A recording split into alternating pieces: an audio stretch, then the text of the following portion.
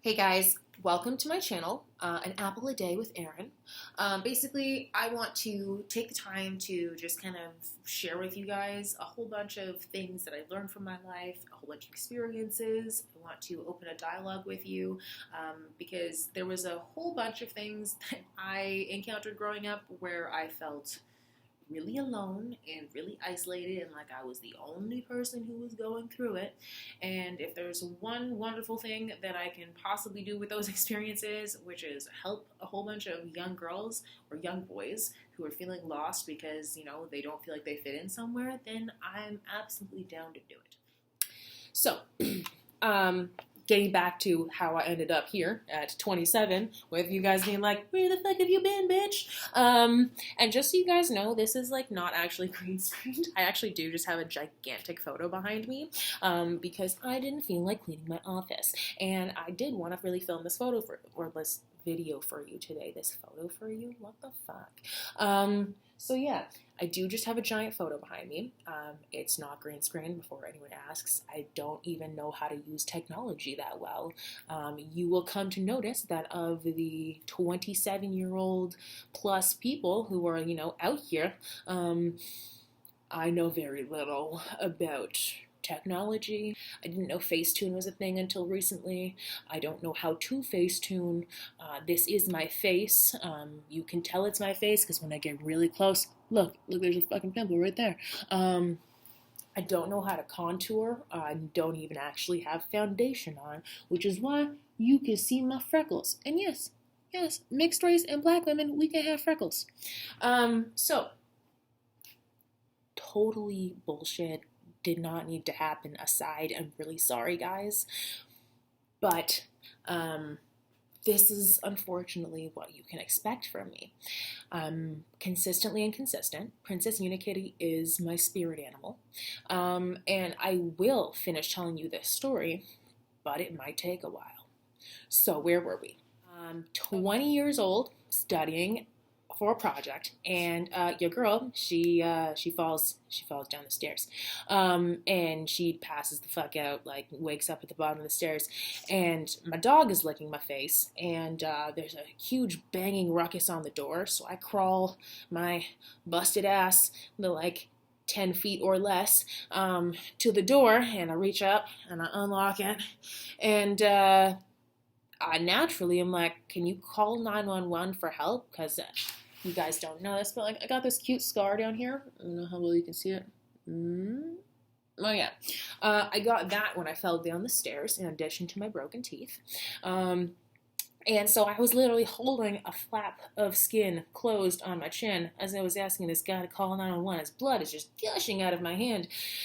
And this fucking asshole decides that he's just going to drop my food and run away. Because as I mentioned, this is Uber Eats, so I've already paid for my food. So he's not concerned about my well-being. He's not concerned about my life. No, why would he be concerned about that? He just doesn't want to be involved in like some sort of domestic violence, which just really made me lose faith in humanity in like a huge way. Because the first time that I had ever actually felt helpless and like I needed the world to come through for me, it didn't. So I naturally, not living in the nicest neighborhood at the time, like my neighborhood is gentrified, years have gone by, okay? But like when I first moved there, it was just a good investment and I really loved my house. It was not somewhere that like most people would have felt safe walking at night. Your girl lived in the ghetto. But now it's really nice. Like so much shit has just changed around me without like me specifically in my street changing that it's like, it's mint. That burger place that I ordered food from, they have since shut down. I think karma got them. But I don't know what happened to the driver. I can only hope that something equally terrible happened to him. Like, he fell down one day and like really needed help and like nobody helped him and just stepped over him on a curb. But I'm not wishing like death on him, man. Just like comeuppance. Okay, just some comeuppance. I lock the door, and my dumbass is like clearly concussed at this point in time because I just fell down a flight of stairs, so I'm not thinking the clearest. And the thing about my house is I had done the due diligence in my late teens once I started drinking, because the legal drinking age in Canada is 19, not 21, to install some coded keypad locks on the front of my house in addition to the standardized deadbolts that come with your house, because I had gotten into a habit of going out and going drinking and then not remembering which key it was. This is not safe. My parents live like an hour and a half away from me, and them and my one girlfriend are the only ones who have a spare key to my house, so I can't keep breaking in here. It's a problem. It's gonna let the neighbors know. It's gonna let the criminals know. This is an easy place to break into. So, stopped breaking into my house and just changed locks and saved myself a whole bunch of heartache. So now I had these keypad locks, but the problem was I didn't take the old deadbolt out because, like I mentioned, I wanted 2 locks. Double security, living in the ghetto. And when you keep both of your locks and you just put the other one higher because you're a taller person, like I'm not a short lady, I am 5'10", so it was no problem for me to just install a higher lock. It's a real problem to use that lock from a seated position on the ground holding your chin flap closed. So I locked the standard deadbolt, which you cannot open without a key. I have tenants who lived in the apartment above me because I was a smart cookie and I got myself a duplex. I was like, and maybe I can call those tenants and they can help me. Call the tenants. Tenants could not help me because I did not leave the door unlocked. Tried calling my mom. She did not answer, and I proceeded to lay down and accept death for about 10-15 minutes until I realized that, like, my tiny dog was gonna starve and die because, like, he had just kind of come and, like, cutely, sadly laid down next to me. It was a really pathetic, sad moment where, like, we were just both dying next to the couch together on the floor, and I was like, we can't go down like this. We really can't. I need to stay strong for you, Bronx. I know you would stay strong for me. So I crawled my ass back up the stairs that I had just fallen down, because I forgot to mention to you that the whole reason that I was calling my neighbors and my mom was I left my phone in my bedroom. And being the smart, fiscally responsible, thrifty millennial that I was like, I don't need a fucking house phone. Psst. Cell phone will do. And I left it charging upstairs, which was clearly a bad decision, because then when I needed the phone, I had to crawl my ass back up the stairs, and that was treacherous and traumatic, to get to the phone to call for help. And at that point in time, my mom actually was already calling me back because I had called her, like, FaceTimed her on my iPad, and that's why she didn't answer, because, like, bitch does not answer FaceTime calls. She just doesn't answer them. I don't know why she wouldn't answer them from me. Like, I've seen her at her best, I've seen her at her worst. I can understand not answering them from a stranger, but, like, I could have been dying. I actually was dying for once. She finds out what's happening, she gets in her car, rushes to me because she tells me to call 911, and I refuse. Now, this is probably one of the dumber things that I have done in my life, but I mentioned that I live in a really old house. Well, I didn't mention that it's my house. Like, I bought it when I was 18. It was my dream house, and it has 2 front doors because it's a duplex. So both of those front doors are wood original doors that match my house. I did not want the fire department and the ambulance to come and know that I was inside in distress, needing help, unable to physically get back down the stairs, and then break my door down with an axe, because I did not want to pay to replace the doors with period-appropriate front doors to maintain my aesthetic. So, your girl waited 40 minutes for her mom to drive at breakneck speeds, defying all traffic laws, from Niagara, Ontario to Toronto, Ontario. Let herself in, and my mom is really bad with blood.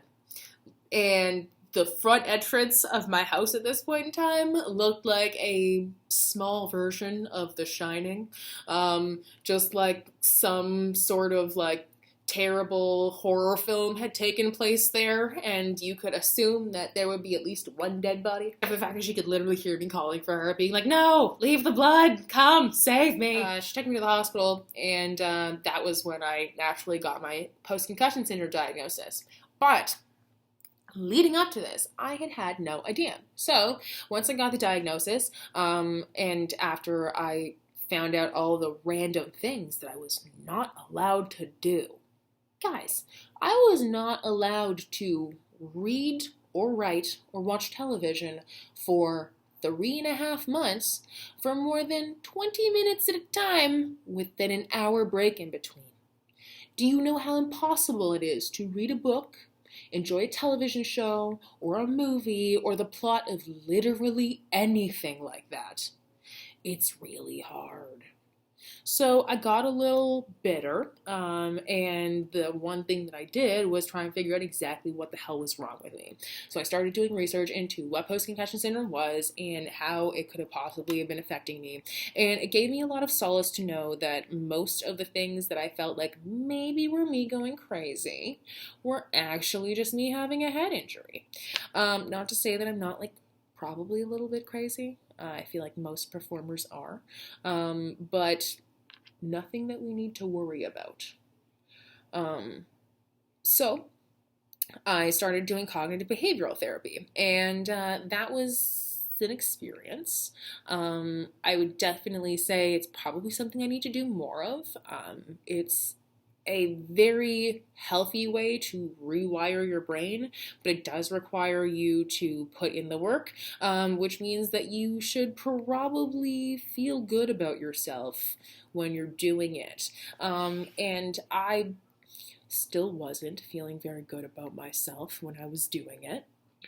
So I continued to make bad life decisions. What kind of bad life decisions would you say? Well, I tried to work regular jobs. Yeah. I tried to be normal, like I told you guys earlier, which meant that I have now done a bunch of random bullshit dead-end jobs I did not need to do. And we'll do a whole nother video about like the random things I've learned from my jobs later. But I want to basically give you guys an avenue to see into my life. It's a little crazy. It's a little kooky. I'm an enigma wrapped in maple bacon. What can I say? But I am absolutely flattered and astounded by the number of people who have reached out to me when I mentioned that I was going to do this, and by the amount of tremendous support that I've gotten from random fans of various different ages.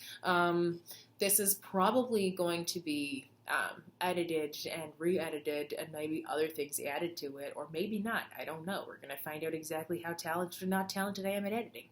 But if you want to learn things with me and from me, I am down, and that's kind of what I wanted to create this channel for. I have always had the dream of having my own television show, having my own talk show, and maybe, just maybe, talking to you guys will kind of give me the same sort of, I guess, ability to feel like I'm engaging with someone and like sharing a unique experience and dialogue with someone where I can genuinely make a connection. Even though I don't get to have you guys respond to me directly, I'm gonna have to wait for your comments, which I'm very excited about, and I'm gonna have to wait for whatever requests you make. But I'm excited to start this little YouTube journey with you all, and we will see what happens. So, thank you so much for tuning in. Please subscribe. And I will be posting a lot more. I'm not sure if it's going to turn out to be more of like me ranting at you guys, or me vlogging, or me doing tutorials. I have not quite decided yet. It's really going to be probably almost entirely based on your input because I'm an entertainer. And if I'm not entertaining you, I'm not doing it right. So let me know what you want to see. And I look forward to spending more time with you guys. Have a good night. Oh, this is still rolling. Well, that's awkward.